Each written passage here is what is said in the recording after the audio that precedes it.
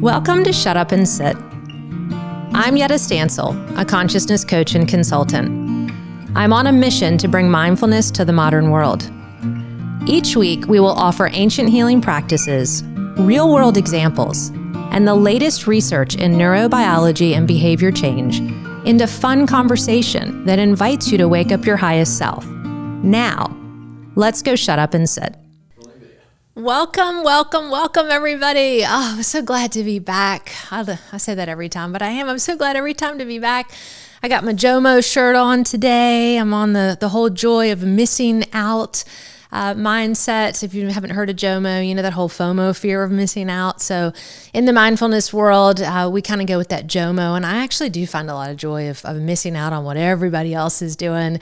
You're probably getting to know that about me by now, and I'm just excited to be here today. And wherever you are, you're not missing out because you're listening, obviously, to what I have to say, and I'm excited to share with you a little bit of content out of the book still on the 5 ways to get unstuck from past conditioning. And on our last episode, we talked about the 9 steps to letting go.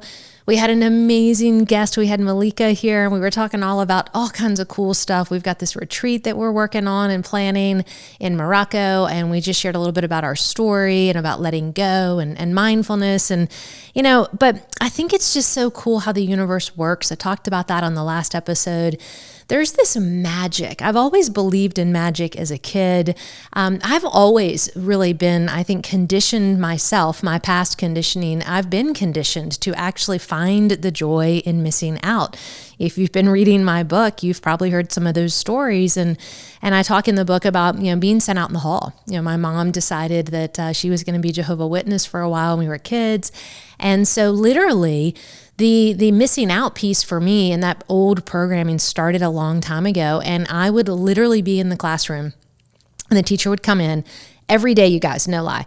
Every day she would say, Yedda, we're going to say the Pledge of Allegiance. You can't participate. Go out in the hall. And so I wasn't able, the missing out for me was literally I was sent in the hall every morning for the Pledge of Allegiance. And during all of the holiday parties or anything that, even getting invited to birthday parties. I couldn't go to birthday parties as a kid because the faith that we were participating in didn't celebrate holidays. I couldn't go trick-or-treating, you guys. I mean, think about that as a kid. No birthday parties, no holiday parties at school, no trick-or-treating. People would be dressing up and having fun.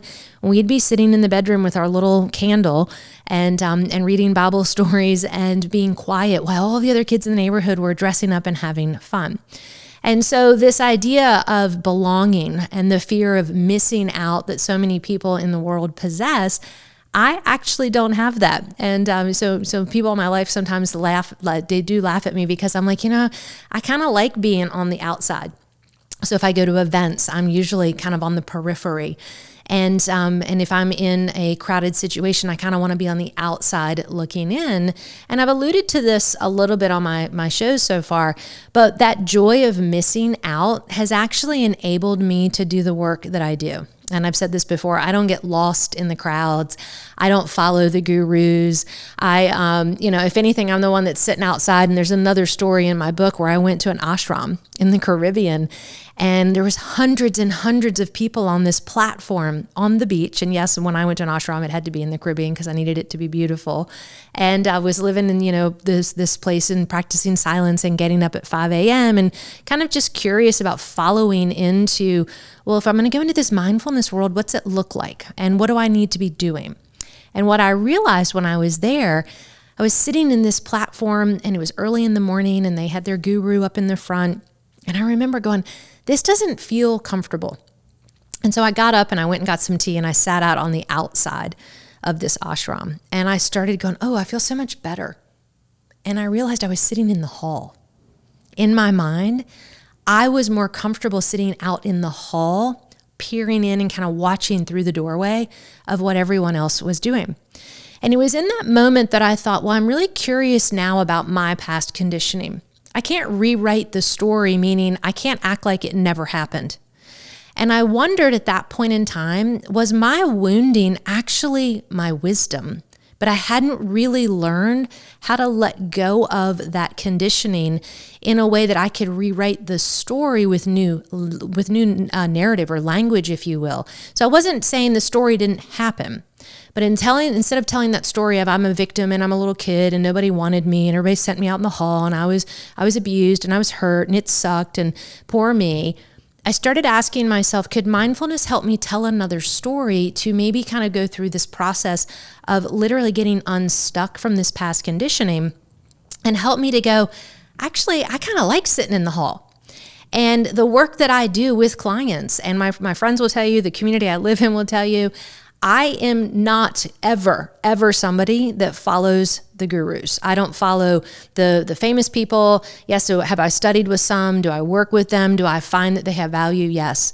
But you know what? There's just as much wisdom inside of you, inside of me, inside of the people walking by the mindfulness bar today, inside of Robin behind the camera.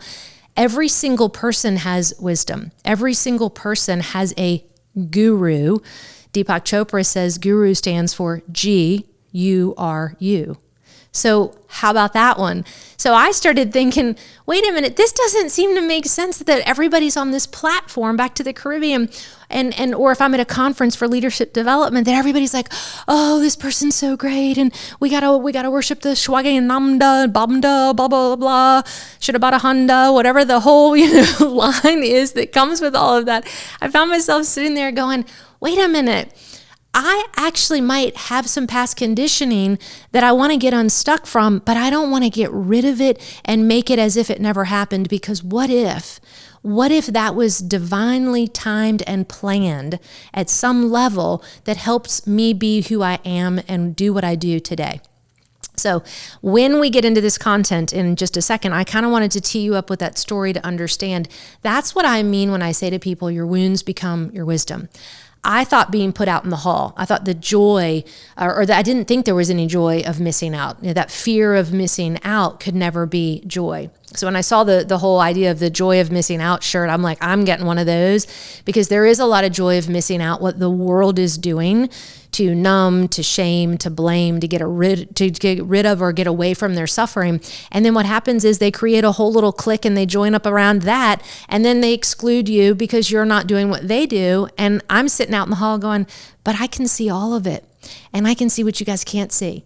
And because I don't get lost in it, because I don't get lost in the dogma, because I don't get lost in the ego, or I don't get lost in all of the excitement and the sparkly, shiny things, I can sit out here. And what I learned was I cultivated a lifelong, I tell people I have a PhD in suffering, but I had a lifelong experience of observing human behavior at a level most people never got, because they were so busy in the party that they never observed what was happening around it, within it, outside of it. So that cultivation of the awareness for me, I didn't realize was always there as a kid. So the joy of missing out, and I love that. I love that phrase, and that may speak to you. Maybe you like the joy of missing out, or maybe you just say, no, that's not kind of my thing yet. I still like to be a joiner. I'm not saying you don't have to stop being a joiner, and I'm certainly not saying I don't want you to belong. A value of belonging to me is really important, but I want you to think about, is it your ego that's actually still in that past conditioning, or is it your best and highest self? So what I cultivated, and what you'll find in the book here, is I started doing some research of how do I turn that wound into a wisdom. And so we've got it in here, and we're wrapping up in chapter 3, the 5 ways to get unstuck from past conditioning. And so what I have here in the book, it says, at the beginning of the journey to mindfulness, you'll start to realize that you're not the person your past conditioning has created. That old narrative that says you're not blank enough.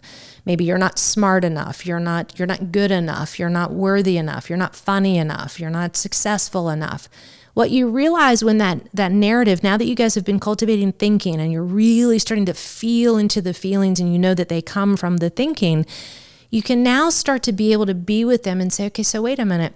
So I'm actually not that little girl in the hall, because I know that I am worthy of belonging and love and inclusion now. But how do I get up from the patterning of the past condition of sitting in the hall and walk into the room where the party is being held, not let go of the value of that little girl in the hall, but still be able to bring that experience into the room with a level of wisdom? And so that's why this part of the book was written. So you're done with that whole narrative at this point where you go, okay, Yedda, I've woken up and I realize I'm not, beautiful enough, or I'm not smart enough language that's been living in your head is one of those past conditionings. You realize you're all done with that. That narrative is now like, you know what? That's not true about me. I walk in a room and I know who I am. And I know because I've been shutting up and sitting down and listening and cultivating this practice. But those little narratives get a little bit sticky. Language is super, super, super powerful. Why? Because the language we say out loud in the world is reflecting the thoughts that we're thinking on the inside. So when I hear people say, well, I really do hope it works out, well, that tells me there's still some doubt. If I hear somebody say, I know it's all going to work out and I know it's going to be okay, their language is telling me that they're holding a firm belief inside of themselves that is unshakable. So language here is really important. And that kind of sticky language is what I really want to help you focus on, is how do you tell a new story? And we're not negating, I'm not taking your story away from you, but we're getting you to go into a different way of framing and a different way of working with your language. When you start to shut up and sit, your language starts to evolve because you realize you don't tell the same stories. You don't even talk about the same stuff anymore. I go out now with friends. I don't talk about the same things. I don't talk about who's dating who, what's happening with work, how bad these things are. It's not that I'm the eternal optimist, but my language starts to reflect, hey, how's it going with your mom? Tell me what's happening with that new project at work. What are you doing that you really love these days? What are you dreaming about? My language starts to carry people into, let's tell another version of the story. So here's your 5 steps. You ready? If you don't have your pen and paper out, you want to get that. If you don't have your book, you guys know the deal. Go to shutupandsit.com. I definitely recommend the book. I don't cover everything in the book on the episodes. I just hit these highlights.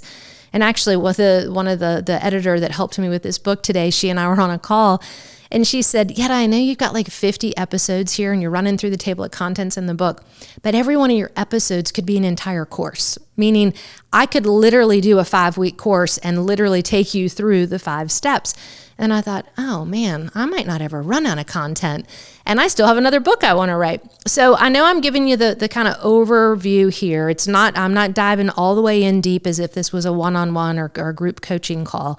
But I'm also not staying so topical that you can at least get you some traction and some beginning aspects of understanding.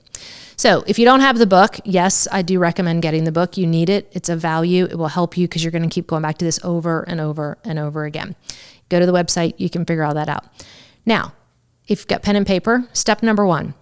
The first thing you have to do is say to yourself, I'm not that person now. So when I was sitting there in the ashram and I started to feel that I'm not comfortable here, I don't want to be here, and I sat over as I was on the outside in the hall, I had to say to myself, I'm not that little girl in the hall anymore. I know I'm physically in the position of being in the hall because it's a conditioning, but I'm not her anymore. I'm almost a 50-year-old woman who is sitting here in a gorgeous place and doing amazing things and loves her life and is growing and evolving and healing, but I'm not her anymore. That wounded egoic self, on the last episode, I talked about this. The ego is just a very immature part of ourselves who's, playing dress up and running out in the world and trying to convince everybody it's got its shit together and it knows what to do to take care of us. And it really doesn't. And so what I have to tell you is your first step is to say to yourself, I'm not that person now.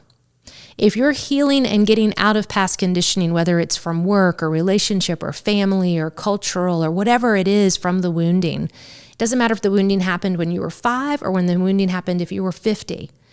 Where you are today, you're not that person of where you were then. So that's the first step, is you have to say to yourself, I'm not that person now. Second, you have to begin to do the cognitive work of understanding your default attitudes about particular people, things, situations, and even yourself. So you've been working at this kind of granularly step by step. So what does all that mean? The cognitive work of understanding your default attitudes. When we shut up and sit, we go into a place of self-inquiry. So what I started to do was I started to cultivate, what beliefs and attitudes do I hold as a result of sitting out in the hall as that little girl? And how many of those hold me back, and how many of those actually help to move me forward in life? So as you've seen, and in the book you'll be reminded of this, you can't self-help your way into this stuff. You've got to go within, you've got to connect with that part of yourself. I've told you this, I've read over 600 books, I've gone to conferences all over the world, I've sat at the feet of so many masters. None of them could give me the answer because the answer was within me.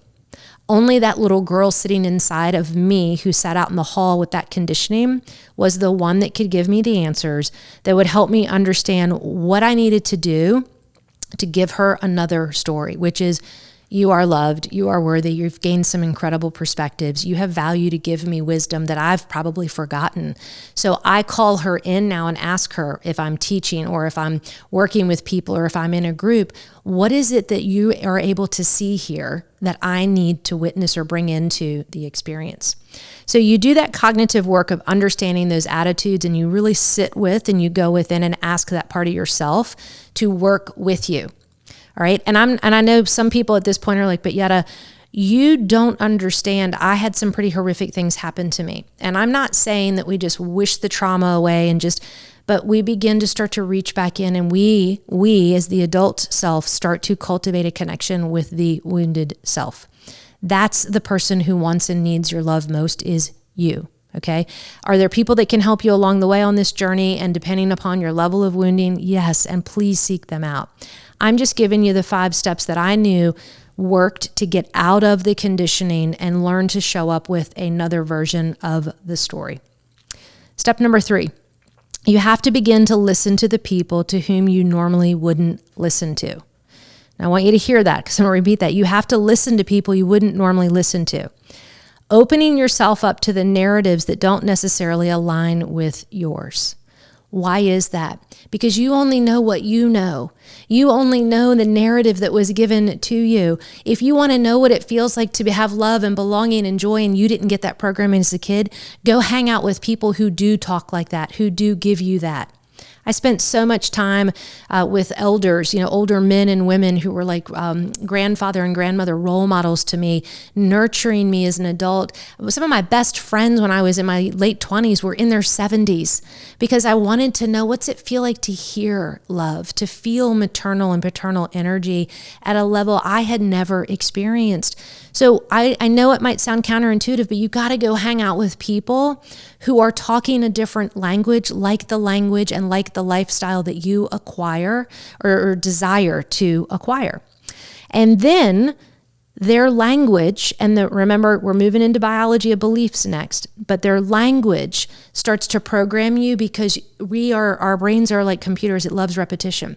So the more you're in an experience with somebody telling a different story, so spending time with people who would say, you're not excluded. I love your perspective, Yedda. I love your quirkiness. I love your funny sense of humor. I love that you can point out 5 things in a room that nobody else can point out.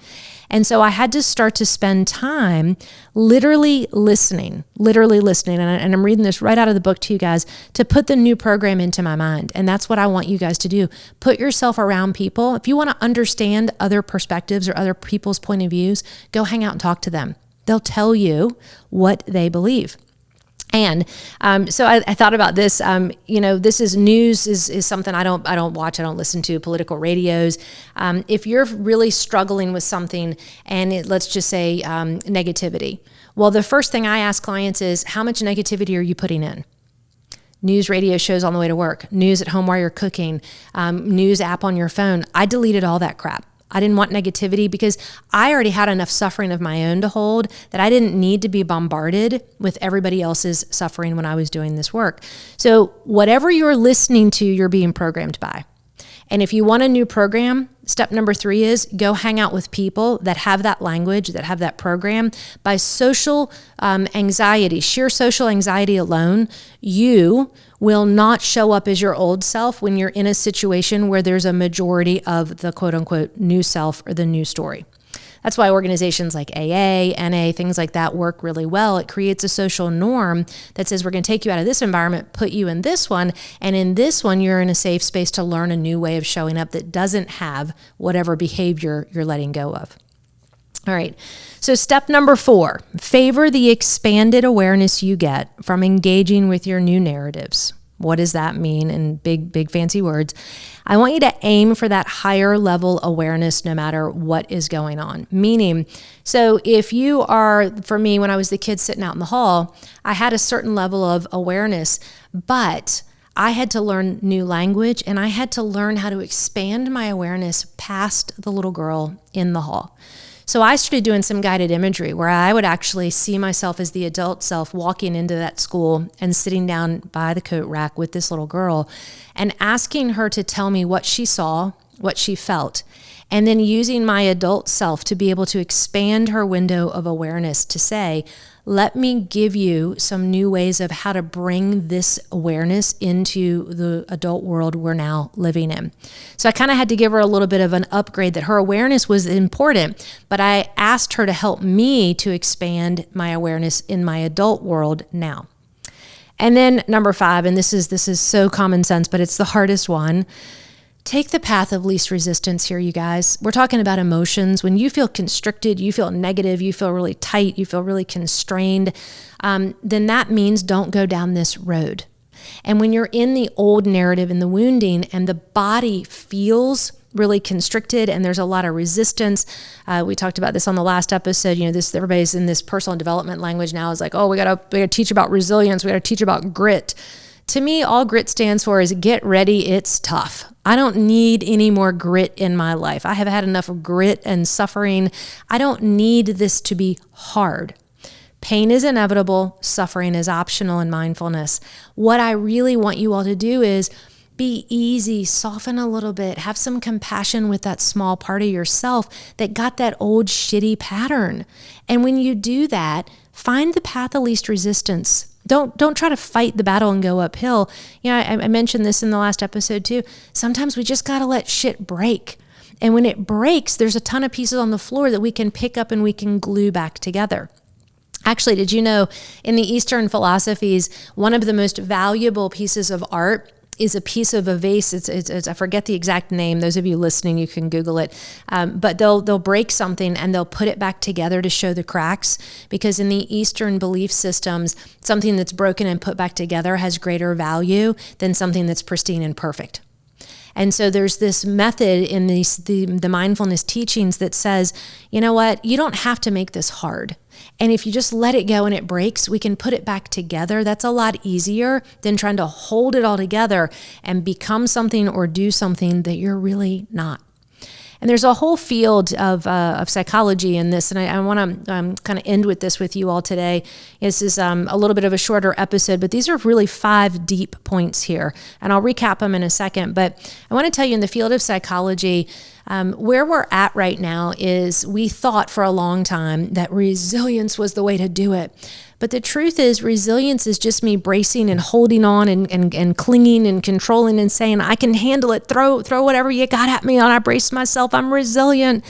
And the truth is mindfulness is just stop. Just let it all be, the mess, the chaos, the craziness. And what happens is there's something called post-traumatic stress growth syndrome. So we've been hearing about post-traumatic stress disorder. Post-traumatic growth means when we let it all just fall apart and we go back and we look at the wounding and we look at the story and we look at the narrative that we wrote, we can put something back together that says, all of you put back together is stronger, like the vase, than it is if you just keep hanging on, forcing. There's actually science that says the brain rewires, reconfigures, does all kinds of really cool stuff when you're able to just let it go. Just let everything fall apart, be with the ugliness, be with the messiness, and then learn as it comes back together. You grow into a whole new person, but yet you're still the exact same person that experienced the wounding. So in these past conditionings and these 5 steps, you'll read more in the book here. Mindfulness is about being able to be with what is happening and not force it, not change it, not beat it back with a stick, not paint over it or put a beautiful dress over it or drink it away. Mindfulness is I'm just going to learn to cultivate, to learn to shut up and sit down and be with exactly what's going on inside of me. And sometimes that little girl still comes up, and I'll listen to her and I'll talk to her and I'll go, yeah, everybody's having a party, and yeah, you didn't get invited, but you know what? It's okay. You know what you're missing and what you're not missing. And so sometimes my narrative with this little girl is I take her home and I put her under a fuzzy blanket and I get a cup of tea and we watch PBS Masterpiece Theater together. And when I talk to her and take care of her and give her a new story, a new conditioning, my narrative sounds like you're safe. You're not ever going to be hurt or excluded like that again, because I'm now the one taking care of you. You have value, you have worth, you have wisdom, and I'm listening to you, and I'm not going to ever leave you alone again. Because that's really our greatest fear in all of this work is shutting up and sitting down. We have a fear of silence. We have a fear. We think that we're going to be alone if we go within. The truth is, the definition of alone is being present with one's self. And loneliness is absence of the other. So I now tell a story to myself, and I help my clients with this, that I tell the story that being alone is a good thing. When I'm out in the hall, it's a good thing because I'm in a perspective that very few people have gotten and are able to give. And so it's all about the power of whatever happened to you was just a story that you've made about what happened. And if you remember a couple episodes back, my mom talked about this, and this is true in mindfulness, everything's neutral. Everything happening in and around the room right here, right now is neutral. It's the way we show up and filter it, the way we think about it, and then how we let those thoughts move through our body so that the emotions can drive a behavior as a result of it. So am I the same person? Am I the little girl that sat out in the hall and had the experience of what I would have said years ago was exclusion and pain and abuse? And sure. But am I the adult woman now that says, yes, that little girl sat out in the hall, and you know what? She was put out there because of a belief system that her family and her mother held at the time that was serving them for whatever reason it did. It gave her a perspective that she brings into my client work that I couldn't do without her. And I'll leave you guys with this because I love how life works. And when we do this work, we kind of have been making a story up our whole lives and telling ourselves the story and telling others the story because we want to get victimization and we want people to, oh, you poor thing. And, we want to be soothed and loved from others because we haven't learned how to do it for ourselves. So I went to my mom and I'm like, hey, Mom, so I kind of want to talk to you about this whole Jehovah's Witness thing because it really wrecked my childhood. And I was still trying to figure out how to retell the story. And I was still a little bit of blame with my mom. I'm like, and it sucked and it was shitty. And why did you do that? And my mom had the most amazing answer. I had been writing this story my whole life of all the things I missed out on. And you know what my mom said? She goes, honey, we were Jehovah's Witness because I was a single mom with 4 kids and didn't have any money. And it just seemed to make sense because then I didn't have to buy any gifts on any holidays. I thought, wait a minute. My whole childhood was built around this story of like this religious suffering because you believed in this thing. And she was making a practical decision because we were on food stamps and welfare at a point. And she was a single mom with 4 kids and she didn't want to have to buy gifts because she didn't have any money. So she thought she was protecting us and herself and making the right decision as a mom. And when I heard that, my whole story just started to dissolve even more. And I thought, my mom was doing the best she could with the information she had to make the decisions she was making. And then ultimately, that allowed me to have the experiences that now I wouldn't go back and change anything of what happened. I love that I sat out in the hall. I love how my perspective works. I've walked through all of these steps. And especially at the end, the path of least resistance is I own it. Joy of missing out. I'm happy to sit out in the hall because it makes me really good at what I do. So whatever conditioning you're dealing with, whatever past conditioning, wherever you're stuck with it, I promise you, if you keep showing up, you keep shutting up, you keep sitting, and you keep talking to that part of yourself, you walk through these steps, you will find you can still own and be that person and story, but you can use language and you can use meaning making that you can show up with that story, that wounding, actually becoming the very wisdom that probably makes you really amazing and good at what you do as a human being. And even more so, it makes you who you are. It's who you are being, not what you are doing in mindfulness that makes all the difference. So thanks for hanging out, for shutting up, for sitting, for listening to me. You guys know I love this stuff. I love you guys as listeners. I'm hoping that this just takes you in deeper into understanding and cultivating your own wisdom, The wounds, I know they suck, I know they hurt, but I promise you there's some wisdom in there for every single one of us if we just shut up and sit and we can be with all parts of ourselves, even the wounds. So on our next episode, one more thing we're going to wrap up before we get out of this chapter, which is the 8 tools for healthy self-expression. It's important. Now that we've got all this stuff figured out, I want you to know how to go out into the world and express yourself as a healthy, whole human being. So we'll be talking about that, and I will be back on that next episode. And until then, hey, the joy of missing out, own it. I'm right there with you. I'll see you on the next episode. Take care. May you know goodness. May you know peace. May you know contentment. May you be